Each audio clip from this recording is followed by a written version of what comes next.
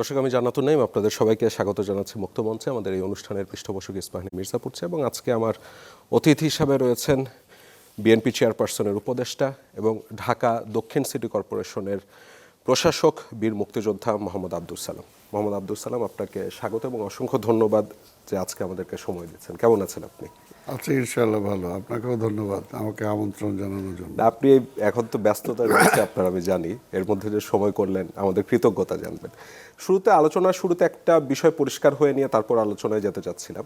আপনি তো প্রশাসক হিসেবে দায়িত্ব পালন করছেন 3 মাসের মতন হলো, তো সামনে কি মেয়র নির্বাচন করছেন নাকি বিএনপির মনোনীত প্রার্থী হিসেবে? ইনশাআল্লাহ, সেই প্রিপারেশন নিয়েই তো এখানে আসা।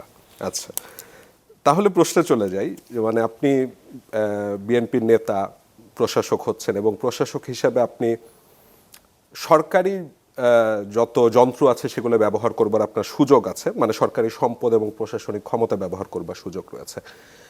তো সেটি ব্যবহার করে আপনার কাছে ভোটারদের কাছে যাবারও সুযোগ থাকছে। সেটি যখন হচ্ছে তখন অন্য যারা প্রার্থী হবে তাদের চেয়ে আপনি বেশি সুযোগ পেয়ে যাচ্ছেন কিনা বা লেভেল প্লেইং ফিল্ডটা নষ্ট হচ্ছে কিনা, এবং বিষয়টি কি আপনি নৈতিক বলে মনে করেন কিনা?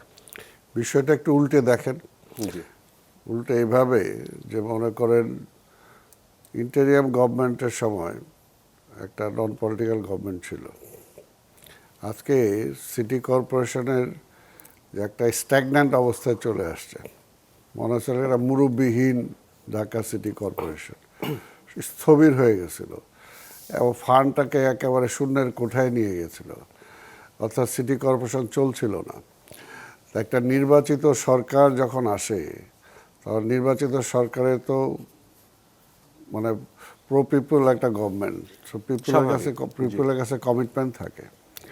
তা ন্যাচারালি সে ইলেক্টেড গভর্নমেন্ট তো চাবে যে সব জায়গায় তার সাকসেস, ব্যর্থতা তো চাবে না। তো সেই জায়গায় এখন সিটি কর্পোরেশনের মতো জায়গা বা আজকে অন্যান্য এই জায়গাগুলোতে দৈনন্দিন কাজের ব্যাপার থাকে এবং পিপুলের সাথে একের দৈনন্দিন অ্যাটাচমেন্ট, দৈনন্দিন কাজ। তো এইটাকে উপেক্ষিত রেখে সরকার সাকসেস হতে পারে না, সরকার সাকসেস দেখাও যাবে না। তো সেই কারণেই আজকে স্বাভাবিকভাবে সেখানে পলিটিক্যাল কমিটমেন্ট থাকে। পলিটিক্যাল লোকজন ছাড়া তো দলের নীতি, আদর্শ, কমিটমেন্ট যেগুলো ছিল আমাদের যে সমস্ত টু দ্য নেশন, সেগুলোকে বাস্তবায়ন করতে হলে তো আমার দলের লোকজনই লাগবে। সেটা আমি মেনে নিচ্ছি, মানে সেখানে অন্য কাউকে প্রশাসক হিসেবে নিয়োগ দিয়ে আপনি যদি মেয়র নির্বাচন করতেন বিষয়টি তখন ভালো হতো কিনা? না, কেন, অসুবিধা কি? আমি এমনি তো মনে করি যে আমার ব্যাপারে একটা বিষয়টা হলো পার্থক্য যে এই ঢাকা সিটি কর্পোরেশনের আমি নতুন কেউ না। এই ঢাকা সিটি কর্পোরেশন এক সময় আমি ওয়ার্ড চেয়ারম্যান ছিলাম, ডেপুটি মেয়র হিসেবে, তারপরে ইলেক্টেড কমিশনার ছিলাম, তারপরে ইলেক্টেড ডেপুটি মেয়র ছিলাম। সো এই নগরের সব কিছু আমার কাছে জানা। এটা কাজে একটা যদি ওই রকম কাউকে ছাড়া তো আপনি নগর চালাতেও পারবেন না। কিন্তু প্রতিপক্ষরা যদি অভিযোগ করে যে প্রতিপক্ষরা তো তারাও তো কাজ করতেছে। আজকে প্রতিপক্ষ হিসেবে তারা তো কেউ বসে নাই, তাই না? তারাও কাজ করতেছে। আর আরেকটা হলো যখন এখন পর্যন্ত নির্বাচন শিডিউল তো অ্যানাউন্স হয় নাই, তাই না? যখন নির্বাচন শিডিউল অ্যানাউন্স হবে তখন এক কাতারে দাঁড়ায় যাব, অসুবিধা কি আছে? আমি আপনার বিভিন্ন সময় বিভিন্ন বক্তব্য খেয়াল করছিলাম। আপনি বলছিলেন যে আপনি যদি মেয়র হয়ে নির্বাচিত হয়ে আসতে পারেন তাহলে 5 বছরে কোনো অভিযোগ ইনশাল্লাহ থাকবে না, এবং আপনি বলছেন যে আপনি সেখানকার নাগরিকদেরকে নিয়েই শহরের উন্নয়ন করবেন, এবং আপনি বলছেন যে 2 বছরের মধ্যেই আপনি সেই শহরের চেহারাটা বদলে দেবেন। তো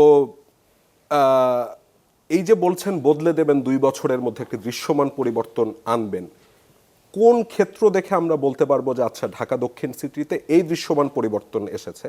এবং মানে অভিযোগ তো আসলে থাকেই মানুষের, এতটা আপনি আত্মবিশ্বাসী কিভাবে হচ্ছেন যে কোনো অভিযোগ থাকবে না? না, অভিযোগ থাকবে না এটা বলা যায় না। প্রত্যেকটা মানুষের জীবনে অভিযোগ থাকে।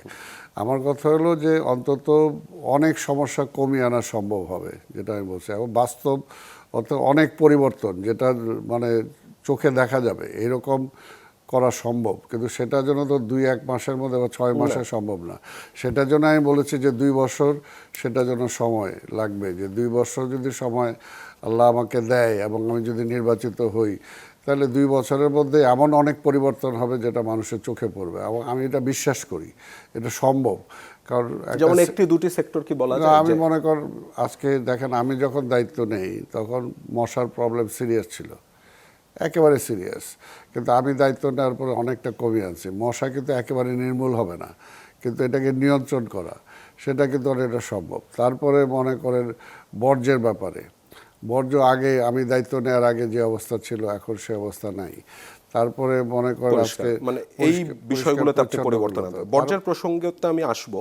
আমি একটু আপনার পূর্ব যে অভিজ্ঞতা ছিল, যেহেতু বলছেন যে ডেপুটি মেয়র ছিলেন আপনি, এবং আমি দেখছিলাম সেটা 1989-90 সালের দিকে, তো জি, তো সে তারপর থেকে সিটি কর্পোরেশনের আওতা অনেক বেড়েছে, নাগরিক বেড়েছে, নাগরিকদের সেবা পাবার আকাঙ্ক্ষা বেড়েছে, পুরো পৃথিবীটাই বদলে গেছে, ইনফ্যাক্ট বাংলাদেশটাই বদলে গেছে।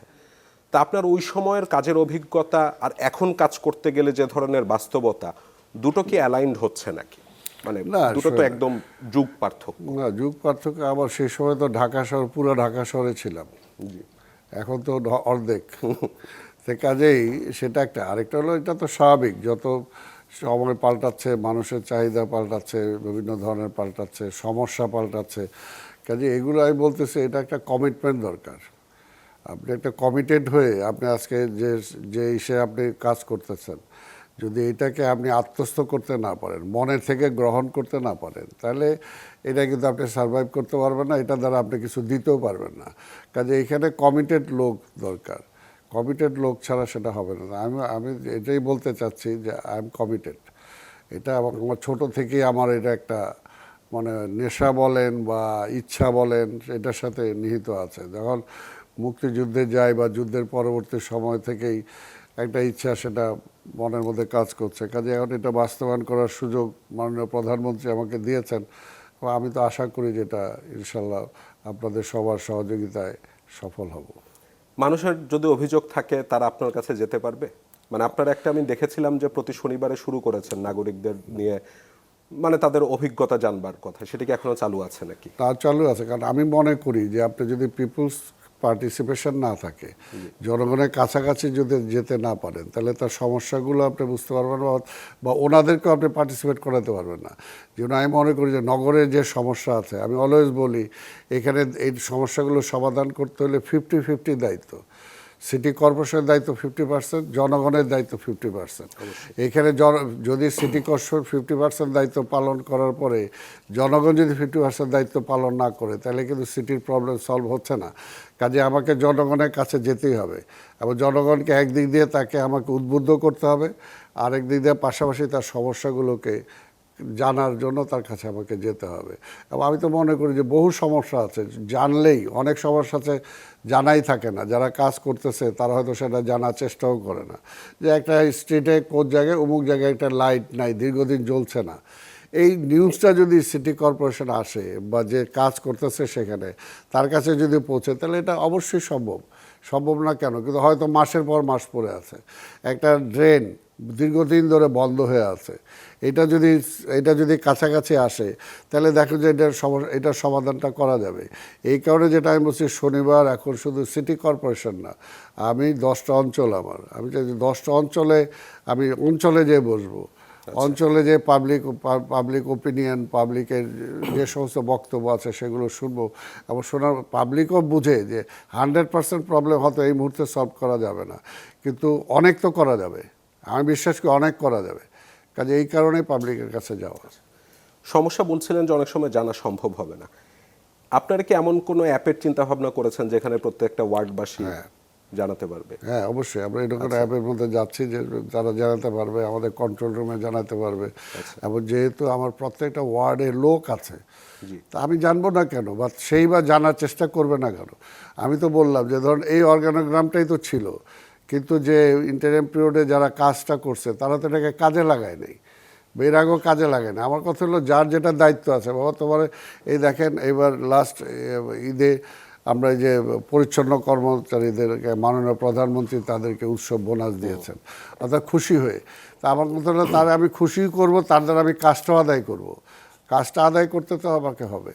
আবার সেই কাজটা আদায়ের জন্য যে একটা হলো যে আমার উদ্যোগটা নেওয়া, পাশাপাশি লিডারশিপটা নেওয়া, এইটারই অভাব ছিল।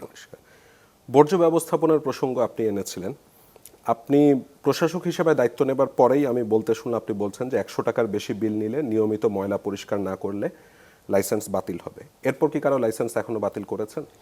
না, এটা এটা যেটা বলেছে, আমি তো এটা কাজগুলো চাই। এবং আরেকটা সবচেয়ে বিষয় যেটা আপনি দেখবেন যে একটা অভিযোগ কিন্তু সেভাবে কেউ দেয় না। এমনি মুখে মুখে অনেকে বলে এই কাজ করতেছে না, টাকা নিয়ে যাচ্ছে, কিন্তু আপনি একটা অ্যাকশন নিতে গেলে একটা রিটেন একটা যে কোনো একটা অভিযোগের ভিত্তিতেই তো আপনি করবেন। অভিযোগ না হলে তো সেটা করা যায় না। যেমন মনে করেন আমি 1 সপ্তাহ আগে আবার বসছি, যাদেরকে কন্ট্রাক্ট দেওয়া হয়েছে প্রত্যেকটা ওয়ার্ডে তাদেরকে নিয়ে আবার বসছি, যে আমার রিটেন অভিযোগ নাই, তারপর আমি বলছি তাদেরকে যে এরকম আমি শুনি বা আমার কাছে নলেজে আসে, কাজেই আবার আপনাদেরকে আমি সময় দিয়ে দিলাম যদি এই ধরনের কিছু আসে। এটাও ঠিক যে কিছু কিছু জায়গায় তারা করছে, তারা বলে যে 5 তলা 6 তলা 8 তলা 10 তলাতে উঠতে হয়, সেই জায়গায় যদি কিছু বেশি তারা বকশিস দেয়। আমি বকশিস এক কথা, আর এটা জোর করে এক কথা, যে আমি যদি টাকা বেশি না দেই তাহলে ময়লাটা নেবে না, কিন্তু এটা তো তোমার কন্ট্রাক্টে নাই। কাজে এই বিষয়গুলো তাদেরকে আবার এটাকে সচেতন করার জন্য, অর্থাৎ কাজটা তাদের দ্বারা আদায় করার জন্য আমি আবার কয়েকদিন আগেও বসছি। পরিষ্কার। আমি কিছুদিন আগে দেশের শীর্ষস্থানীয় একটি দৈনিকে একটি প্রতিবেদন প্রকাশিত হলো, ক্ষমতার আশীর্বাদে চলে ময়লা বাণিজ্য, এবং সেখানে দক্ষিণ সিটি সম্পর্কে বলা হচ্ছে যে 250 টাকা পর্যন্ত দিতে হয়। এবং আমি আপনাকে নিশ্চিত করতে পারি যে 100 টাকা নেয় নাকি আমি জানি না, অন্ততপক্ষে আমি বলেছিলাম যে আমার শ্বশুর বাড়ি সেখানে, এবং খোঁজ নিয়ে দেখলাম যে না, তারা সেটা দেয় না। আমার নিজের স্থানীয় বাড়িও সেখানে আছে, তারাও দেয় না। এবং আমি যেটি দেখছিলাম যে সিটি কর্পোরেশনের আপনাদেরই বর্জ্য ব্যবস্থাপনা বিভাগের তথ্য অনুযায়ী যারা এই ময়লা সংগ্রহের দায়িত্ব পেয়েছেন তাদের বেশিরভাগই বিএনপির কোনো না কোনো সংগঠনের সাথে জড়িত, মানে বিএনপির রাজনীতির সাথে কোনো না কোনোভাবে জড়িত। এর আগে সেটা আওয়ামী লীগের হাতে ছিল, পরিবর্তনটা তাহলে কি আসলো? না, পরিবর্তনটা এটাই যেটা আমি ওইখানে পরিষ্কার সাংবাদিকদের সামনে দেখেন, আমি যখন তাদেরকে ডাকছিলাম সিটি কর্পোরেশনে, সেখানে আমি সাংবাদিকদের আমন্ত্রণ জানিয়েছি ওই বৈঠকেই, যাতে খোলামেলা কথা হয়। এবং ওর মধ্যে আমি বলেছি যে রাজনৈতিক পরিচয়টা আমার কাছে বড় না, এখানে বড় হলো যে আপনি কন্ট্রাক্টর, আপনি এই দায়িত্বটা নিয়েছেন, এই দায়িত্বটা আপনাকে পালন করতে হবে। রাজনৈতিক পরিচয়ের বাইরে যে ধরেন আমি একজন ব্যবসায়ী, আমি কি এটা করতে পারবো? অবশ্যই না করতে পারলে তো আপনি ফেল করবেন। আমি তো ব্যর্থ হতে চাই না। কিন্তু সেই প্রতিবেদনে অনেকগুলো এক্সাম্পল দেওয়া হয়েছে যেখানে বলা হচ্ছে যে আগে যারা করতেন তারা ঠিকঠাক মতনই কাজ করেছিলেন, বিএনপির কিছু লোকজন যে জোর করে সেই ব্যবসা নিয়ে নিয়েছে। না, এটা ঠিক না। এমন যদি অভিযোগ কেউ করে আপনার কাছে, কি না, করবেন? এটা ঠিক না। আরেকটা হলো যে টেন্ডারটা হয়েছে, যে এখন যারা কাজ করতেছে এটা কিন্তু বিএনপির আমলে হয় নাই। এখন যারা কাজ করতেছে ওটা ইন্টেরিয়াম গভর্নমেন্টের সময়। আচ্ছা, এটা আপনি এটা যখন বলা মেয়র হবেন যাবে না। তখন কি করবেন তাহলে? না, তখন তো আমি এটা আরো নতুনভাবে চিন্তা করব। যদি এই এই এই প্রসেসটা ওয়ার্ক না করে, আমি তো চিন্তা করবো যে এটাকে অন্য প্রক্রিয়া যাওয়া যায় কিনা। আমি আগে যে প্রক্রিয়া ছিলাম সেই প্রক্রিয়া ফিরে যাওয়া যায় কিনা। যদি টেন্ডারের মাধ্যমে আমার লাভ না হয়, যদি সিটি কর্পোরেশনকে দুর্নামই বইতে হয়, তাহলে টোটাল কাজের সিটি কর্পোরেশন দায়িত্ব নিয়ে নেবে। তাহলে তো আমি মাঝখানে মধ্যস্বত্বভোগী রাখবো কেন? পরিষ্কার। হাটের ইজারা তো আপনার সময় হয়েছে এবার 11টা হাটের, আমি ভুল না করলে 8টা বোধ হয় ফাইনাল হয়েছে নাকি? এই হাটের ইজারা দেওয়ার ক্ষেত্রে আপনারা কি কি বিষয় খেয়াল করেছিলেন? কারা পেয়েছে? একেবারে ওপেন। আমরা একদম, আমার এখানে দক্ষিণে যেটা আমি বলি, একেবারে ওপেন ছিল, শিডিউল ওপেন ছিল, যে নিতে চায় কোনো সমস্যা নাই। এবং সবাই শিডিউল নিয়েছে এবং তারা ড্রপ করেছে সেই ভিত্তিতে। সিটি আমার মনে হয় দক্ষিণে এইরকম মানে হাট ইজারা আমার মনে হয় কোনোবার হয়নি। এবার যত একদম পরিষ্কারভাবে হয়েছে।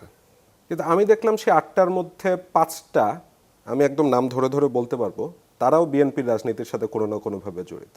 বিষয়টা কি কাকতালীয় বলবেন? না, এই যে এখন আপনি তো ধরুন ওপেন আমি দিলাম, এখন যারা ওপেন দিচ্ছেন, অন্য কেউ কাজ পাচ্ছে না, না, এটা একেবারেই হয় না। যেমন আমি আপনার বলি যে আমি এখানে পরিষ্কার যেহেতু বলি যে যখন আমার কাছে একটি আসে যে আমাদের এখানে প্রতিপক্ষ দল তো জামাত ইসলাম আছে, তারা আমার কাছে অভিযোগ করলো যে শিডিউল নিতে আসে। আমি সাথে সাথে ইন্টারফেয়ার করলাম, জিজ্ঞেস করলাম আমার ডিপার্টমেন্টে, না স্যার। তারপর দেখা গেলো সব অ্যাজ ইট ইজ, তারা সব জায়গায় এবং প্রত্যেকটা হাটে তারা টেন্ডার শিডিউল কালেক্ট করেছে বিরোধী দলের নেতারা, প্রত্যেকটা হাটে। আচ্ছা, তাহলে একটু প্রশ্ন অন্যভাবে করি জনাব আব্দুল সালাম। এটি তো ধরেন সিটি কর্পোরেশনের আয়ের একটি উৎস, তার মানে ওপেন টেন্ডার হবে, মানে সেখানে শুধু রাজনৈতিক দলের লোকরা কেন থাকবে? সেখানে তো সাধারণ সাধারণ ব্যবসায়ী তো টেন্ডার দিতে থাকতে পারে। পারে, অবশ্যই থাকতে পারে। এটা তো কোনো মানে কোনো সেটা বাধা সুযোগ নেই। কি আছে আদৌ অবশ্যই বাংলাদেশের প্রেক্ষাপটে? না, অবশ্যই আছে। অনেকে তো ভয়ই পায়, টেন্ডার দিতেই যাবে না, বলবে যে আমি তো তাহলে এলাকাতেই যেতে পারবো না। না, সেটা এটা ল অ্যান্ড অর্ডার সিচুয়েশন এমন পর্যায়ে এমন ডেটোরেট করে নাই যে ওই রকম পর্যায়ে যেতে পারবে। এখন কথা হলো যে স্বাভাবিক সবাই তো আবার সব ব্যবসা করতে পারেও না, তাই না? সব আপনি কি অভয় দিচ্ছেন সাধারণ ব্যবসায়ীদের যে তারা চাইলে সিটি কর্পোরেশনের যে কোনো কাজে দরপত্রে তারা অংশগ্রহণ করতে পারবে? অবশ্যই, অবশ্যই, আচ্ছা, অবশ্যই। কারণ আমি বিশ্বাস করি, সেটা আপনার যেহেতু এই বিষয়টা আসলো, আমি বিশ্বাস করি যে সিটি কর্পোরেশন, বিশেষ করে আমার দক্ষিণের যে অবস্থা, দক্ষিণে ধরেন এখানে তো আয়ের একটা বিশাল মাধ্যমটা হলো মার্কেট। কিন্তু আপনি বিশ্বাস করবেন না যে আজকে মার্কেটের মধ্যে আজকে 30-40% আছে যেগুলো অবৈধ, যেটার কোনো ইনকাম সিটি কর্পোরেশন পাচ্ছে না। দীর্ঘদিন ধরে এই অবস্থায় চলছে, অন্য কেউ পাচ্ছে অবশ্য, অন্য কেউ পাচ্ছে। তো সেটাকে আমি বন্ধ করার জন্য আমি ব্যবসায়ীদেরকে ডাকছি যে ভাই, আপনি ব্যবসা করছেন এখানে, আপনি লিগ্যাল তো না, আপনি লিগ্যাল হন, প্লাস আপনি বেনিফিটটা আপনি সিটি কর্পোরেশনকে টাকাটা দেন। সিটি কর্পোরেশন দিলে তো যেটা আমি আপনাদের সামনে আমি ওপেন বলতে চাই যে যদি আমরা এই ব্যবসায়িক এই সমস্ত সেক্টরগুলো থেকে যদি আমরা মানে আমাদের রেভিনিউ কালেক্ট করতে পারি, তাহলে ঢাকা শহরে অনেক বাড়িঘর আছে, বিশ্বাস করবেন, এত মানবেতর জীবনযাপন করে। আপনি যেহেতু পুরানো ঢাকায় ছিলেন, আপনি কিছুটা জানবেন যে পোয়া কাঠার চেয়েও কম, আধা কাঠার মধ্যে কিছু জায়গা নিয়ে এই কোনো রকম করে উপর করে আছে, তাই না? সে হয়তো ট্যাক্স দেওয়ার মতো বা বিল দেওয়ার মতো এমন অনেক জায়গায় পুরনো ঢাকার লোকজনের অবস্থা নাই। আমি তো বলতে পারি যে আমি যদি দেখি যে এই সমস্ত রেভিনিউ যদি এই সমস্ত জায়গাগুলো থেকে কালেক্ট করা যায়, আমার মার্কেটিং সেকশন থেকে, আমার ট্যাক্সের ক্ষেত্রে থেকে, যদি অনেক জায়গাতে, আমার তো ইচ্ছা আছে যে আমি গভর্নমেন্টকে বলবো বা প্রপোজ করব যে অন্তত এই ধরনের দরিদ্র যারা আছে তাদের যাতে ট্যাক্স মকুব করে দিতে পারি, আমার যদি রেভিনিউটা আসে। এখন তো রেভিনিউই নাই। তো সেখানেও আপনি খোঁজ নিলে দেখবেন যে তাদের সবাইকে প্রতি মাসে কিছু না কিছু চাঁদা দিতে হয়, যারা তুলছে তারা আপনার দলেরই কেউ না কেউ হবে। আপনি সেটা কিভাবে বন্ধ করবেন? এবং তারা দেখবেন কোনো না কোনো, মানে আপনি যে দক্ষিণ সিটিতে আছেন সেখানে অনেকগুলো সংসদীয় আসন আছে, প্রত্যেকটা সংসদীয় আসনে এক একজন সংসদ সদস্য আছে, তাদের নেতাকর্মীরা আছে, এবং তারাই নিয়ন্ত্রণগুলি শেষ পর্যন্ত নিচ্ছে বা নিবে। না, এখানে দলের লোকের চেয়ে বেশি আমি দেখতে পাচ্ছি যে ওখানে মার্কেটে যারা জড়িত তারা বিভিন্নভাবে এটা মানে ব্যবস্থা করছে। হয়তো তারা টিকে থাকার জন্য অনেককে চাঁদা দিতে পারে, কিন্তু আমার কথা হলো আপনি চাঁদাটা দিবেন কেন? আজকে যে হকারটাদের দেখেন, আমরা একটা সিস্টেমে আনতে চাই, এই হকার নিয়ে অনেক প্রশ্ন আছে যে চাঁদা দেয়, তাহলে আপনি চাঁদাটা দিবেন কেন? আপনার তো আমি লিগেল করতে চাচ্ছি, আপনাকে আমি একটা হকার দিই যেটা একটা আইডি দিতে চাচ্ছি, একটা আপনার নাম্বার দিতে চাচ্ছি, তাহলে এটা হয়ে গেলে ইট মিনস যে আপনি একটা বৈধ হকার, আপনার কাউকে চাঁদা দিতে হবে না। কিন্তু আপনি ওই সিস্টেমে আসতে চাচ্ছেন না। সেম ওয়েতে দোকানদারদের, যেটা তারা আজকে এইরকম শোনেন, এটা আসলে অনেক মেন্টালিটি এরকম যে আজকে মনে করো বৈধভাবে আমি হয়তো 10টা টাকা দিতে আমার চিন্তা হয়, অবৈধভাবে আমি অনেক যেটাতে কোনো লাভ হচ্ছে না। তো এটা আনার জন্য মানুষের মানসিকতা চেঞ্জ করতে হবে। হকারদের যে প্রসঙ্গ আসলো, আপনি বললেন যে তারা সিস্টেমে আসতে চাচ্ছে না, তো আমরা দেখলাম যে মিলেমিশে চাঁদাবাজি নিয়েও বেশ কিছু রিপোর্ট হয়েছে, এবং সেখানে প্রশাসনের একটা অংশ টাকা খাচ্ছে, পুলিশ টাকা খাচ্ছে। জনাব আব্দুল সালাম, এমন কি হতে পারে যে এই প্রশাসনের অংশ, পুলিশের অংশ, তারাই তাদেরকে সিস্টেমে দিতে যাচ্ছে না, তারা ভয়ে যেতে পারছে না? হতে পারে, কিন্তু এটা আমার কথা হলো আমি ব্যবসা করতেছি, আমাকে আপনি তাহলে কিভাবে কন্ট্রোল? না, ধরেন আমি এটা সম্ভব। আমি যদি একটা সিস্টেম যদি আমি অ্যাডপ্ট করতে পারি, যে আমি একটা সিস্টেম অ্যাডপ্ট করলাম যে আমার সদরঘাটে এতগুলো হকার বসবে, এর মধ্যে everybody will be registered with city corporation. তাহলে হবে কি যে কোনো একটা সমস্যা হলে আমি কিন্তু এটা জানবো, তাকে একটা অ্যাবের আমি একটা দিচ্ছি, অর্থাৎ ওইটাকে যদি আমি পুশ করি তাহলে তার টোটাল বৃত্তান্তটা চলে আসবে। অর্থাৎ এটা টোটাল আমি একটা সিস্টেমের মধ্যে যদি নিয়ে আসতে পারি, তাহলে কিন্তু আমি প্রবলেমটাকে সলভ করতে পারবো। আর যে পথে আমি একটা সিস্টেমে না আনতে পারবো সে পথে তো পারবো না। আজকে এই জন্য মনে করেন আমি 2-3 দিন আগেই একটা বড় মার্কেটের বড় ব্যবসায়ী, বড় সভাপতি, তাকে আমি বলছি যে ভাই, আপনি অনেক দান খয়রাত করেন, আমরা শুনছি, কিন্তু আপনি যে ব্যবসাটা যে জায়গাটায় করতেছেন, এই জায়গাটাই তো আপনার বৈধ করেন নাই। খোদা না করুক আপনি যদি চলে যান দুনিয়া থেকে, তো এই দায়টা কি আপনি এড়াতে পারবেন? তো আপনি এটাকে লিগ্যাল করেন। কি উত্তর দিয়েছেন উনি? ভাই ভাই ঠিক আছে বলছেন, চেষ্টা করব। অর্থাৎ না, আমি মনে করি যে এটা সম্ভব। যে আমি যেটা বলছি 2 বছরের মাথায়, আমি যেটা বলছি 2 বছরের মাথায় ইনশাল্লাহ আমি অনেক পরিবর্তন করছি। আমি মনে করি এটা সম্ভব। আগে যারা ছিল তারা হয়তো এটা এইভাবে ট্রাই করে নাই, পরিষ্কার। এইভাবে চেষ্টা করে নাই। চেষ্টা করলে হবে না কেন? আমি যদি তাকে বুঝাতে পারি যে আপনি লিগেল হন, ঠিক আছে, আপনিও কিছু ছাড়েন, সিটি কর্পোরেশনও কিছু ছাড়ুক। আপনি ভয় পাচ্ছেন যে 20 বছরের বকে এখন সিটি কর্পোরেশন একভাবে ধরলে আমি কিভাবে দিব? ঠিক আছে, আসেন, লেট আস নেগোশিয়েট। আমি নেগোশিয়েট যেন উইন-উইন সিচুয়েশন। হ্যাঁ, উইন-উইন সিচুয়েশন। আমিও কিছু ছাড়লাম, আপনিও কিছু ছাড়েন, তাহলে দেখা যাবে যে প্রবলেমটা আপনিও লিগেল হয়ে গেলেন। সিটি কর্পোরেশন এবং তার পরবর্তী জেনারেশনের জন্য অন্য জায়গায় চাঁদা দিবেন কেন? আপনি সে যে লিগেল দেন, লিগেল ভাড়াটা দেন। আপনি লিগেল ভাড়া পরিশোধ না করলে আপনি করতেছেন, তো এটা আল্লাহর কাছেও তো আপনি দায়ী থাকতেন। প্রশাসনের সহায়তায় বেশ কয়েক জায়গায় হকার উচ্ছেদ করেছেন এবং আমি মাননীয় প্রধানমন্ত্রীকেও বলতে শুনলাম, তিনি বলছেন যে তাদের পুনর্বাসনেরও ব্যবস্থা আপনাদেরকে করতে হবে, কারণ তাদেরও তো রুটি রুজি আছে। তো সেই উচ্ছেদের পরে কি আবার খোঁজ নিয়ে দেখেছেন যে তারা আবার বসে গেছেন নাকি? না, উচ্ছেদ কথাটাই আমরা বলতে চাই না, কারণ প্রধানমন্ত্রী এটাকে ওইভাবে দেখতে চান না। প্রধানমন্ত্রী দেখতে চান যে তাদের একটা ব্যবস্থা করা, অর্থাৎ, এবং যেটা আমি বলছি, তাদেরকে একটা সিস্টেমের মধ্যে নিয়ে আসা, যে হকাররা ব্যবসা করবে কিন্তু তারা একটা নিয়মের মধ্যে থেকে করবে। সারা ঢাকা শহরকে আমি হকারের জায়গা করতে পারবো না। সারা রাস্তার সব ফুটপাত বন্ধ করে দিয়ে নিয়মটা কিরকম হবে? মানে সিটি কর্পোরেশন নিয়মটা এরকম হবে যে কিছু জায়গায় আমরা দেব, যে জায়গাটা রাস্তা বড় আছে, হয়তো ইউটিলাইজ পুরো রাস্তা হচ্ছে না, সেই জায়গায় যদি কিছু জায়গায় আমরা পারি এটা দেবো। তো এটা সংখ্যায় খুব কম রাস্তায় আমরা ওই রকম আমরা চেষ্টা করব।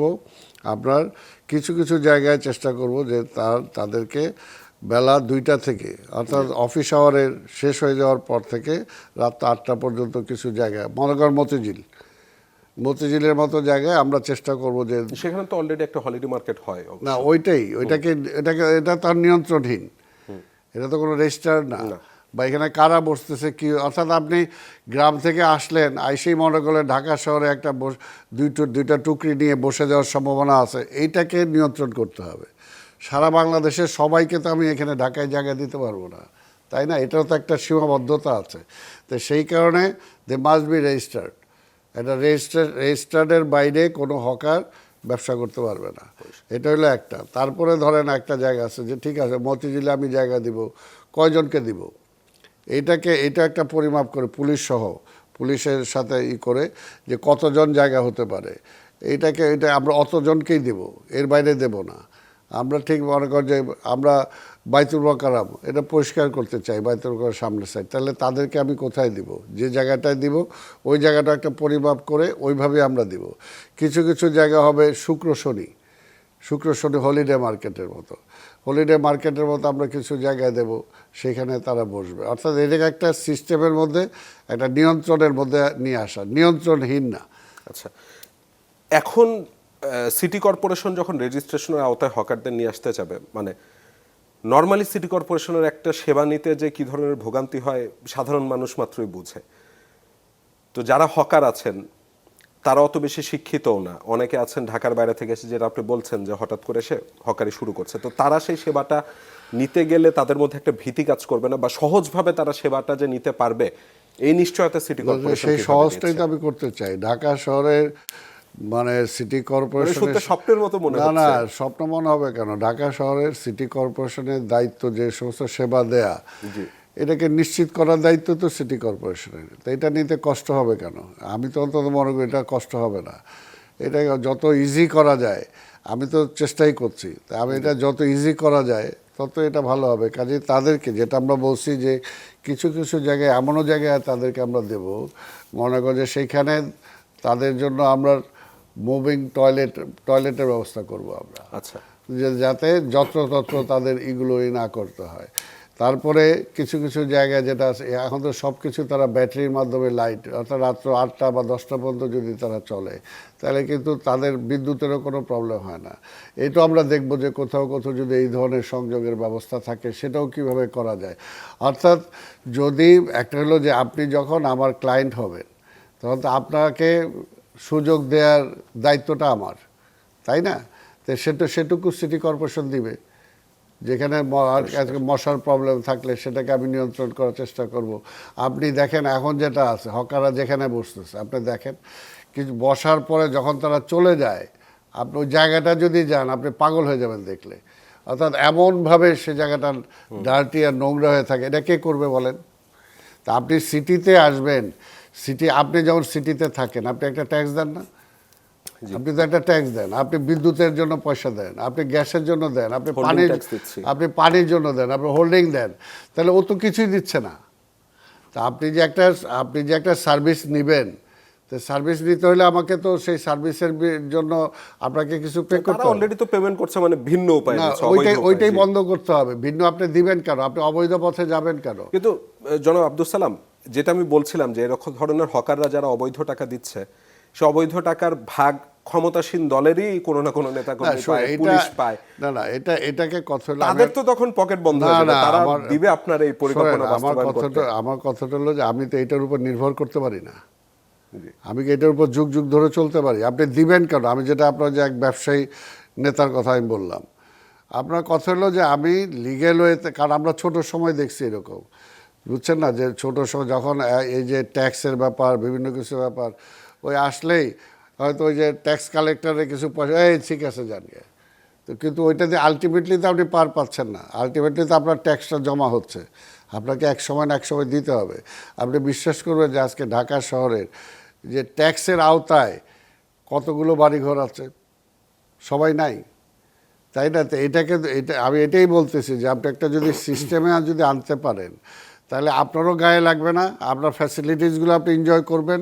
পাশাপাশি আজকে যেমন আজকে রেসিডেন্সিয়াল এরিয়ার একটা মানুষ যখন বলে যে আমার ফ্ল্যাটে আমি থাকতে পারি না, কারণ নিচে দিয়ে যেভাবে বাজার বসে যায় আমি মুভ করতে পারি না, তাহলে এটাকে আপনি কী জবাব দিবেন? এটার জন্য একটা সিস্টেম তো আপনাকে আসতে হবে। আপনি সব জায়গায় কি হকার বসায় দিবেন? ডিএনসিসি মানে ডিএসসিসি যখন কাজ করতে যাবে বা সিটি কর্পোরেশন যখন কাজ করতে যাবে, তাদেরকে আরও অনেক মন্ত্রণালয়ের সহযোগিতার দরকার হয়, পুলিশের সহযোগিতার দরকার হয়। তা আপনি যেই পরিকল্পনার কথা বলছেন তা বাস্তবায়ন করতে গেলেও আপনার আসলে অন্য আরও সবারই সহযোগিতার প্রয়োজন হবে, অর্থাৎ একটা হলিস্টিক অ্যাপ্রোচের দরকার হবে। তারা যদি আপনাকে সহযোগিতা না করে আপনি সেটা কিভাবে নিশ্চিত করবেন? না, এটা আমাদের মাননীয় প্রধানমন্ত্রী এই ব্যাপারে খুবই আন্তরিক। উনি প্রায় প্রতি সপ্তাহে আমাদেরকে নিয়ে বসেন। শুধু আন্তরিকই না, স্ট্রিক্টও হতে হবে। স্ট্রিক্টও, কারণ উনি যখনই একটা কাজের জবাব দিতে আসবে, যে আজকে আপনাকে একটা দায়িত্ব দেওয়া আছে, আপনি এটা কতটুকু পালন করলেন, অথরিটির কাছে তো আপনাকে সেটা জবাব দিতে হয়।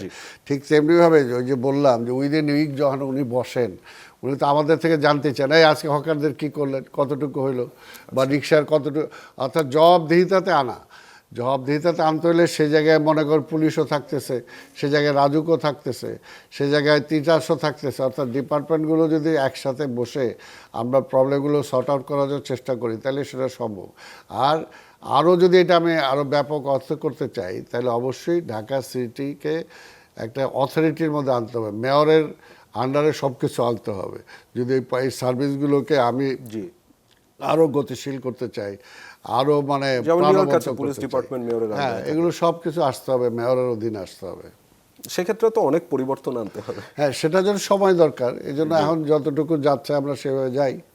তা আমি দেখলাম এবার আপনাদের দক্ষিণ সিটির পক্ষ থেকে নিজস্ব ব্যবস্থাপনায় প্রথমবারের মতন প্রাক বর্ষা এডিস মশার লার্ভা জরিপ আপনারা কার্যক্রম শুরু করেছিলেন। তার ফলাফল কি এসেছে নাকি, কি অবস্থা দেখছেন? মানে এবারে ডেঙ্গুর মৌসুম আসতে যাচ্ছে, আমার খুব ভয় লাগে ডেঙ্গুর মৌসুম আসলে, কারণ আমার বাসার কেউ আক্রান্ত হলো নাকি, পাশের কেউ আক্রান্ত হলো নাকি। তো এবার কি একটু কমবে নাকি? এটাও নির্ভর করে আপনার আমার উপরে। এটা হলো এই যে ধরুন যেটা আপনি বললেন, আমি অলরেডি 12 দিনের একটা প্রোগ্রাম দিয়েছি যে কোন কোন জায়গাগুলোতে লার্ভা বেশি জন্মায়, সেই জায়গাগুলোকে টার্গেট করে ওইখানে যাতে আমরা ব্যবস্থা নিতে পারি আগে থেকেই, যাতে এগুলো না ছড়ায়। তো এটা স্টার্টিং ডেতেই একটা স্পট পাওয়া গেল কোথায়, মনে করেন আমার কাছে নগর ভবনের কাছে পশু হাসপাতালের ভিতরে। তো আমাদের ওই মশা মারে যারা, তারা এটা পাওয়ার পরে খবর দিছে, তারপরে বললো যে স্যার আজকে শুরু করব, তো আপনি ওপেন করেন স্যার। আমি চলো যাই। তা আমি নিজে গেলাম হেঁটে হেঁটে নগর ভবন থেকে পশু হাসপাতালের ভিতরে যে সেখানে মনে করেন কিছু লোক তাদের স্টাফ থাকে, সেইখানে যাওয়ার পরে দেখলাম যে ওই যে টেলিভিশনের কাভারে যে ককশিট আছে সেটা ভাঙা পড়ে আছে, সেটার মধ্যে বৃষ্টির 2 দিনের পানি পড়ে সেটার মধ্যে লার্ভা জন্মাইছে। আরেকটা ভাঙা একটা পাতিল ওইটার পাশেই পড়া, তো সেইখানেও মশার লার্ভা জন্মাইছে। তা আমি ওখানে পরিচালক সাহেবকে ডাকলাম, ডেকে বললাম যে দেখেন আর 2টা দিন থাকলে এই লার্ভাটাই মশায় রূপান্তরিত হবে, মশা হওয়ার পরে আপনারা কামড়াবে, আপনাকে কামড়ানোর পরে আপনি বলবেন সিটি কর্পোরেশন তো মশা মারে নাই। তা আপনি মশার ফ্যাক্টরি নিয়ে বসে আছেন, মশার উৎপাদন করতেছেন আপনার এখানে, আর আপনি যদি এটা বলেন তাহলে হবে? কয় স্যার এটা তো আমার নামকে আপনাদের অথরিটি, আপনি যেই থাকুক লোকজন, হয় আপনি তাদেরকে বলবেন আর নাহলে এটা পরিষ্কার ব্যবস্থা করবেন। তো এই হলো অবস্থা। আজকে মশাটা উৎপাদিত হয় কোত্থেকে? তাই না, এই সমস্ত অসচেতনভাবে যেখানে পানিটা পড়ে থাকে বা জমা থাকে সেখানে কিন্তু লার্ভাটা হয়। তো কাজে আমরা যদি যার যার ক্ষেত্রে যদি সেটাকে অবশ্যই আমরা সচেতনতাটা খুবই সচেতনটা যদি করি তাহলে কিন্তু অনেকটা প্রবলেম সলভ হয়ে যায়। এই জন্যই ওই যে প্রথমে বলছি 50-50, আজকে আপনাকে মশা কামড়াইতে না হলে আপনার বাসি নিজেরও খেয়াল আপনার রাখতে হবে। নিজের থেকে সেই দায়িত্বটা পালন। তবে আমরা চেষ্টা করতেছি যে এই সমস্ত উৎপাদন যে সমস্ত জায়গাগুলোতে উৎপাদন হয় সেগুলোকে করার জন্য, মানে পরিষ্কার পরিচ্ছন্নতার অভিযানের মধ্যে আনার জন্য, যেটা আমরা এই জন্য আপনি বলে এখন আমরা আরেকটা দিয়েছি, যেটা প্রতি মাসের প্রথম শনিবার ক্লিনিং ডে পালন করছেন। Cleaning day. আচ্ছা, রেসপন্স কেমন পাচ্ছেন? মানে নাগরিকদের নিয়ে তো করছেন। হ্যাঁ, আমরা দেখলাম। মোটামুটি পাচ্ছি, তবে এটা আরও বাড়তে হবে, এটাকে আরও বাড়াইতে হবে। এই ব্যাপারে আপনাদের সহযোগিতা দরকার। অথবা আপনারা যদি উদ্বুদ্ধ করেন জনগণকে এবং এই বিষয়গুলো বলে যে এটা আপনার মশা আপনাকে কামড়াতে পারে, তাই না? তাই কাজে আপনার ঘরেই মশা উৎপাদন হচ্ছে কিনা আপনি নিজেটা একটু খেয়াল রাখেন। একটা তো আছে যে যেটা বলছেন জনগণের সহযোগিতা, মানে সেটাকে আপনি 50% বলছেন, তো বাকি 50% যে সিটি কর্পোরেশনের দায়িত্ব, এর আগের সরকারের সময় আমরা 2 সিটির বেহাল দশার চেয়েও আরও কোনো মানে ভয়ঙ্কর শব্দ থাকলে আমি ব্যবহার করতে আমি জানি না, ভয়ঙ্কর অবস্থা হয়ে গিয়েছিল এডিস মশা। আমি উত্তর সিটিতে দেখলাম যে মেয়র সাহেব মায়ামিতে তার কিছু কর্মী নিয়ে গিয়েছেন মশা নিধন শিখতে, কিছু ঔষধ দেওয়া হয়েছে, সেটা পরে গবেষণা করে দেখা গেল সে ঔষধে মশা মরানো, অজ্ঞান হয়ে থাকে, আবার বের হয়ে আসে। এই মশক নিধন কার্যক্রম আপনারা কিভাবে করবেন? সেই মশার যে ওষুধ আনবেন সেগুলো আসলে কাজ করবে নাকি, এটার গ্যারান্টি কি হবে? আগের মতন স্ক্যান্ডাল শোনা যাবে না? না, এটা দেখেন মশার ওষুধটা এটা আমরা শুধুমাত্র সিটি কর্পোরেশন আমরা এটা কিনতে পারি না, এটা কীটতত্ত্ববিদ আছে, ওনাদের একটা সার্টিফিকেট লাগে। কারণ শুধু মশার মারতে যেয়ে যদি আপনি অন্য কীট পতঙ্গ যদি মরে যায় তাহলে এটা পরিবেশের একটা ভারসাম্য নষ্ট হয়। তো কাজে আমরা ইচ্ছা করলেও আমাদের ইচ্ছা মতো আমরা ওষুধ দিতে পারি না, তাদের একটা ক্লিয়ারেন্স লাগে। তো কাজেই সেই অনুপাতেই আমরা ওষুধটাকে ক্রয় করি এবং তাদের সার্টিফাইড ছাড়া সেটা কখনোই সেটা সম্ভব হয় না। আর আমরা যেটা এখন বারবার চেষ্টা করতেছি, মানে আপনার বিষয়টা কষাস আছেন তো যে আগের যে না experience অবশ্যই কষাস, অবশ্যই এটা তো হতে পারে না। দেখেন আমি এই যে কোনোভাবেই এই যে ইন্টারিম গভর্নমেন্ট এখন কেন এই কথাগুলো আসছে যেন হামের, যদি এই গভর্নমেন্ট ওই সময় যদি এই ব্যাপারে সচেতন হইতো আজকে এতগুলো জীবন চলে গেল, এটা হইতে পারে? আবার এটা তো এটা অর্থাৎ আমি দায়ী, একটা প্রতিষ্ঠানের ইসে আছে, আমি দায়ী না। তো কাজে এটাকে এইভাবে অবহেলার কারণে আজকে এতগুলো শিশু যাদের হয়তো এদের মধ্যে থেকে কত ভবিষ্যৎ, কত ভালো, কত মেধাবী মানে নেতৃত্ব বের হয়ে আসতো, তাই না? কল্পনা করা যায় না এবং এটাকে মাপ করা যায় না, এইভাবে হতে পারে না। তাই কাজে এর জন্যই যেটা আমরা চেষ্টা করতে পারি, বাদ বাকি আল্লাহ জানে। এই জন্য আমরা চেষ্টা করছি যে এখন থেকেই, মাননীয় প্রধানমন্ত্রী বারবার বলতেছেন যে ডেঙ্গু এবং চিকনগুনিয়ার যাতে প্রভাব কমানো যায় এখন থেকেই মাঠে থাকতে হবে এবং সেটা আমরা চেষ্টা করতেছি। আমি কিছুদিন আগে আপনাকে বলতে শুনছি, আপনি বলছেন যে ঢাকা দক্ষিণ সিটির অনুমোদন ব্যতীত রাস্তা খনন করা যাবে না, সারা বছর রাস্তা খোঁড়াখুড়ি চলে, বৃষ্টিতে জলাবদ্ধতা হয়, এরকমও বলছে। তো এখন মানে এই যে ঢাকা দক্ষিণ সিটিতে আমার শ্বশুরবাড়ির যে রাস্তাটা, সেটা আমি পুরো আগের আমলে একবারের জন্য দেখিনি কাজ হয়েছে, অবশ্য অন্তর্বর্তী সরকারের সময় রাস্তাটা ঠিক হয়েছে। তো হওয়ার পর থেকে ভয় লাগা শুরু হয়েছে যে বর্ষা আসছে আবার কাটবে নাকি। এই যে আপনি বললেন যে আপনার অনুমতি ব্যতীত বা সিটি কর্পোরেশনের অনুমতি ব্যতীত কেউ এসেই রাস্তা কাটা শুরু করতে পারবেন, এটা আপনি কিভাবে নিশ্চিত করবেন? মানে এইটা এর জন্যই বললাম, দেখেন অনেক জায়গায় এমনও আছে যদি আপনি অনুমতি না দেন রাতের আধারে রাস্তা কেটে ফেলে।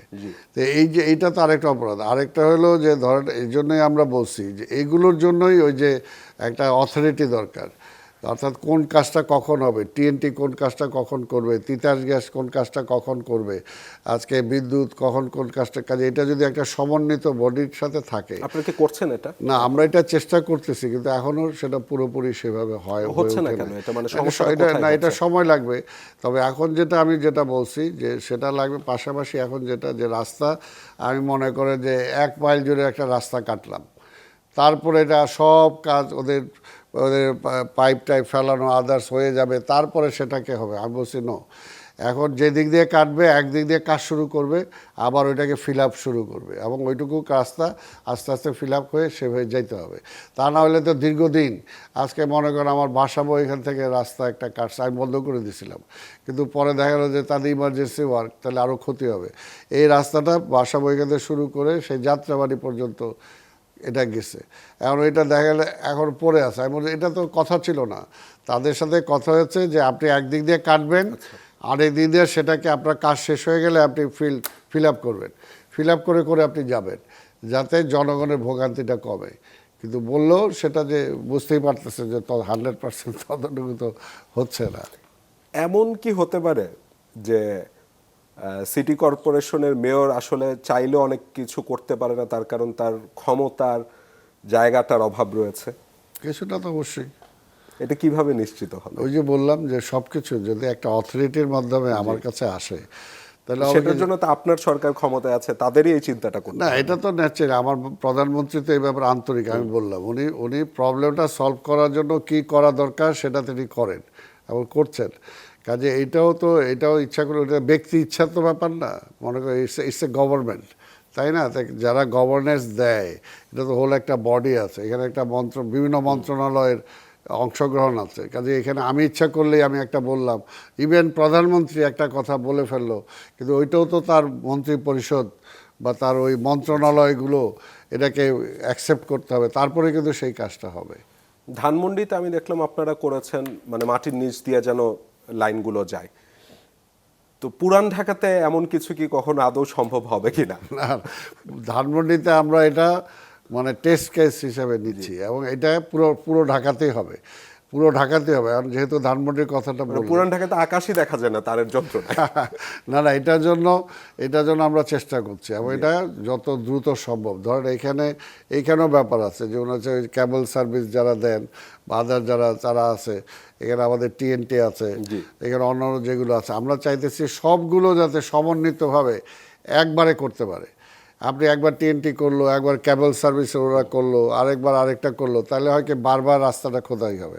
আর সেখানে যেটা আছে যে স্বাভাবিকভাবে এটা তো সিটি কর্পোরেশনের ফান্ড দিয়ে আমি তো তাদের কাজটা করে দিতে পারবো না, তারা চাচ্ছে এটা, কিন্তু তাদেরও তো ফান্ডিংটা আমাকে অ্যালাউ করতে হবে। কাজে এই সমস্ত কিছু নিয়ে আলাপ আলোচনা হচ্ছে এবং আমরা এটাও তো বললাম যে 2 বছর সময় দেন, দেখবে যে অনেক হয়ে গেছে। তো এই পরিবর্তনগুলি তার মানে আপনি বলতে যাচ্ছেন আপনি যদি মেয়র হিসাবে নির্বাচিত হয়ে আসেন তাহলে অবশ্যই দেখতে পারবো? ইনশাআল্লাহ। আচ্ছা, আপনাকে আমি অনেক সময় বলতে শুনেছি যে যত্রতত্র ময়লা ফেলবেন না, মানে নাগরিকদের প্রতি আপনি আহ্বান জানান। তো সমস্যাটা হচ্ছে আমি নিজে একবার খেয়াল করলাম যে প্রায় 1.5 কিলোমিটার হেঁটে আমি ময়লা ফেলার কোনো জায়গা পাচ্ছি না, এবং ময়লা ফেলার যখন এর আগে ঢাকায় সিটি কর্পোরেশনে দেওয়া হয়েছিল রাতের আধারে চুরি হয়ে যায়। এই সমস্যাগুলো কিভাবে সলভ? এই জন্যই তো বললাম, এইগুলোর জন্য যেটা সোশ্যাল একটা এলাকায় আগে ধর এগুলো ছিল, ক্লাব ছিল, সামাজিক অর্গানাইজেশন ছিল, তারা কিন্তু এগুলো দেখতো। ক্লাব কালচারটা এটা নাই, সেভাবে নাই। এই জন্যই বলতেছি এই সমস্ত গড়ে উঠতে হবে। আমি ওল্ড ঢাকার কথা বললেন, ওল্ড ঢাকাতে আমি তাদেরকে বলতেছি যে পঞ্চায়েত সিস্টেমটা আবার গড়ে তুলতে হবে। এবং এইভাবে এখন এইগুলোকে আপনাকে তো আপনার লোকালি সামাল দিতে হবে। লোকালি যদি সামাল না দেন, আমি একটা জায়গায় ডাস্টবিন বসালাম, সেটা ওই মাদক যারা, বিশেষ করে আরও তো এটা ওরাই বেশি এগুলো নিয়ে যায়, মাদক সেবন যারা আছে, ওই মেন হলে কাভার নিয়ে বিক্রি করে ফেলে, ওই লাইট জ্বালাচ্ছে বাল্বটা খুলে নিয়ে বিক্রি করে ফেলে। কয়েকদিন আগে দেখলাম এআই ক্যামেরা বসালো, সেটাও খুলে নিয়ে ক্যামেরা খুলে নিয়ে যেত। এইগুলোর জন্য হবে কি, এই জন্য সোশ্যাল মানে সামাজিক সচেতনতার বৃদ্ধি যদি আমরা করতে না পারি, সোশ্যাল রেজিস্ট্যান্স যদি বিল্ড আপ করতে না পারি, তাহলে এটা কিন্তু এটাকে মানুষ তো এখন সাস্টেনেবল হবে না। ওইভাবে আর সময় দিতে চায় না। মানে আগে যেমন ছিল একটা পাড়া মহল্লা কেন্দ্রিক একটা সমিতির মতন ছিল, আড্ডা হতো, সেগুলো তো আর এখন নেই, ইভেন পুরান ঢাকাতেই নেই। না, এখন সেগুলো আস্তে আস্তে হইতে হবে। আর আরেকটা যেটা আমরা চেষ্টা করছি, ধরেন এটা আস্তে আস্তে সব কিছু তো আগাচ্ছে, আমরা যেটা গার্বেজের ব্যাপারে আমরা যেটা হয়তো ওই যেটা আবার 2 বছর আসে, 2 বছর পরে হয়তো এটা এমন একটা পর্যায়ে চলে যাব যে গার্বেজটাও যে সংগ্রহ যেটা হবে এটা আমরা 2 ভাগে, যেটা বাইরের পৃথিবীর অন্যান্য দেশে যেটা হয়, একটা পচনশীল আর একটা হলো রিসাইক্লিং করার যেটা থাকে, আমরা যদি এটা আলাদা ঘর থেকেই সংগ্রহ করতে পারি, সংগ্রহ করে সেখান থেকে যদি আমরা এটাকে আলাদা করে নিতে পারি, তাহলে অনেক প্রবলেম আমাদের মাতোয়াইল নিয়ে দেখছিলাম আপনাদের একটা বিশাল পরিকল্পনা আছে। মাতোয়াইলে একটা আমরা মানে কোরিয়ার সাথে অলরেডি এমইউ হয়েছে আমাদের, এবং এটা টোটাল মাতোয়াইল ওই এলাকাটা যে একটা বিশাল একটা দৃষ্টিনন্দন ল্যান্ডফিল যেটা আছে, এটা পার্কের মতো হবে। এইখান থেকে আমার গ্যাস উৎপাদন হবে, এখান থেকে ইলেকট্রিসিটি পাবো, এখান থেকে আমি ফার্টিলাইজার পাবো, অনেক কিছু এখান থেকে পাওয়া সম্ভব। যেটা কাজের শুরুটা কি আপনি যদি মেয়র হয়ে আসতে পারেন তখন কি শুরু হবে? ইনশাল্লাহ, ইনশাল্লাহ আমি তো চেষ্টা করতেছি। আর প্রশাসক হিসেবে যতদিন আছেন তার মধ্যে কি কিছু অগ্রগতি দেখা তার মধ্যে অগ্রগতি যেটা অলরেডি এমইউ হয়ে গেছে, এবং কিছুদিনের মধ্যে আমরা সেটা এক্সিকিউশনে যাব। আচ্ছা, ঢাকা দক্ষিণ সিটিতে অনেক অগ্নিকাণ্ডের ঘটনাও ঘটে, কারণ ওই পুরান ঢাকার এলাকাগুলিতে একেবারেই ঘিঞ্জি। সেসব নিয়ে কিছু ভেবেছেন না? না, এগুলো তো আছে। ধর ওই যেটা বললাম যে রাস্তাঘাট এমনি তো সরু, তারপরে দেখেন প্রত্যেকটা রাস্তার মধ্যে ওই যে হকার বললাম একই কথা, যে রাস্তার মধ্যে বসে যায়। এই জন্য কি এগুলোর জন্য সবচেয়ে বড় লোকাল পিপুলের সাপোর্ট। লোকাল পিপুলের সাপোর্ট ছাড়া কিন্তু সেটা কখনোই সম্ভব না। সেটা আমরা চেষ্টা করছি, আমাদের নির্বাচিত যারা পার্লামেন্ট মেম্বার আছে তাদের সাথে আমি অলরেডি সবার সাথেই কথা হয়েছে, লোকালি তারাও কিছু দায়িত্ব গ্রহণ করছেন যাতে লোকালি সেই প্রবলেমগুলো কমে আনা যায়। রাস্তা এখন একটা আগুন লাগার ফায়ার ব্রিগেড তো যেতে হবে সেই রাস্তা দিয়ে, হ্যাঁ তাই না? তো সেই রকম একটা পরিবেশ করার জন্য আমরা চেষ্টা করছি, দেখা যাক। আমি আমার এই অনুষ্ঠানে এর আগেও অনেক বীর মুক্তিযোদ্ধা এসেছিলেন, আমি খুব আগ্রহ নিয়ে তাদের ওই যুদ্ধের সময়টার কিছু অভিজ্ঞতা জানতে চাই। নিজেও ঋদ্ধ হই, আমার ধারণা দর্শকরাও ঋদ্ধ হন।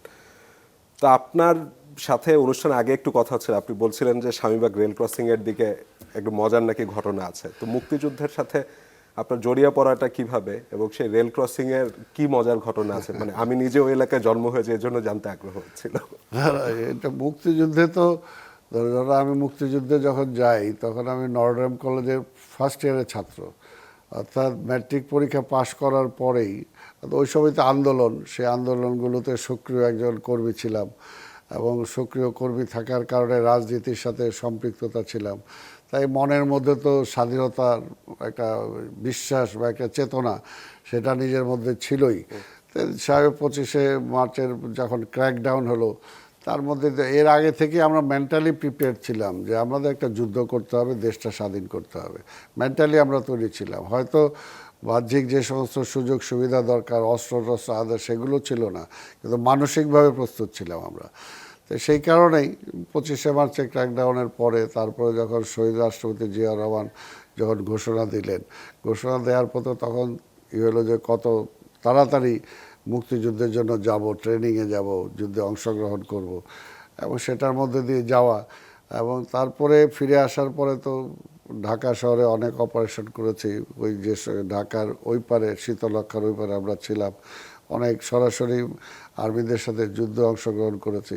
যেহেতু সময় কম, আমি আপনার ওই স্বামীবাগ নিয়ে আসি। সে ঠিক এমনিভাবে একটা ঢাকা শহরে আমাদের একটা অপারেশন ছিল, অপারেশনে আসবো।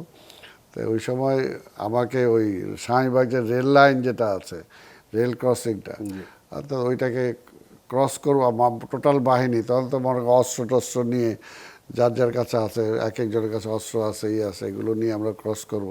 তো ওই জায়গাটায় আমার দায়িত্বটা ছিল সিগন্যাল দেওয়া যে রাস্তা ঠিক আছে, এদিকে ক্লিয়ার আছে, তোমরা আসো। কারণ এর আগেই আমরা ওই যে ওই যে পানি পথে আইসা, ওই দিক দিয়ে আইসা তারপর আমরা পার হইতাম ঢাকা শহর। আগে তো জল ছিল, এটা ওই দিকের যাত্রাবাড়ির পরে ওই জায়গাটা ম্যাক্সিমামই আমাদের মানে পানি টানি ছিল, নিম্নাঞ্চল ছিল। তো ওই নৌকা দিয়ে এসে ওই পার দিয়ে এসে তারপরে স্বামীবাগ রেল ক্রসিং পার হতে হবে। তা আমি তো কোনোদিন সিগারেট খাই নাই আমার জীবনে, মানে এটা আমি জীবনে অনেক কিছুই ছিল যেগুলো আমি করি নাই, যেগুলো আসলে নিজে আমার মনে পড়ে জীবনে কোনোদিন আমি স্কুল কামাই দেইনি একদিনও। আচ্ছা, একদিনও। তো এরকম কিছু কিছু মানে নিজেকে কন্ট্রোল বা নিজেকেই করার মতো এরকম ছিল। তো সিগারেট না, এটা কোনোদিনই না, খাবো না, খাই নেই।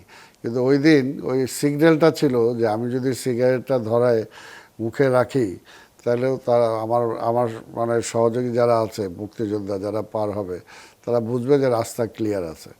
তো ওর জন্য ওই সিগারেট ওই সময় দিকে ঠোঁটে রাখলাম আর কি। মানে সেটাই প্রথম, সেটাই ওইটাই শেষ। প্রথম, ওইটাই শেষ। আমি জীবনে সিগারেট খাওয়ার কোনো অভ্যাস নাই। আরেকটা আগ্রহের কারণে জানতে চাচ্ছিলাম, মানে আমার তো জন্ম 80-র দশকে, তো এই শহরটাকে আমি বিভিন্ন রকম ভাবে দেখেছি। আগে একটা ওই যেটা বলছিলাম পাড়া মহল্লা একটা কালচার ছিল, ক্লাব কালচার ছিল, সেগুলো কিছু নেই, পাশের বাসায় কি হচ্ছে কেউ জানে না। এই পরিবর্তনটাকে আপনি কিভাবে দেখেন? এটা পরিবর্তনটা আসলে আমরা বেশি মানে যান্ত্রিক হয়ে গেছি।